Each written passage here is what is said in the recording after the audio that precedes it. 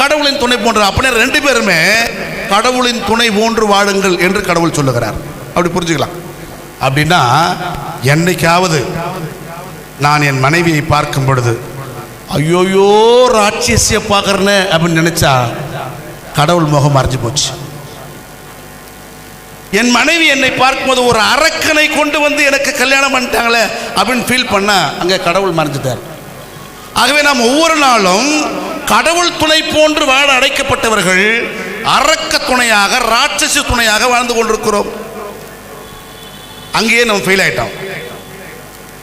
ஒருவருக்கொருவர் கடவுள் துணை போல எப்பொழுது பார்த்தாலும், கஷ்டத்தில் பார்த்தாலும், வேதனையில் பார்த்தாலும், மகிழ்ச்சியில் பார்த்தாலும், தன் மனைவியை ஒரு ஆண் பார்த்தால் கடவுளை பார்ப்பது போல் உணர வேண்டும். தன் கணவரை ஒரு பெண் பார்த்தால் கடவுளை பார்ப்பது போல் உணர வேண்டும். இதுவல்லவா கடவுள் வைத்திருக்கிற சூட்சமம்.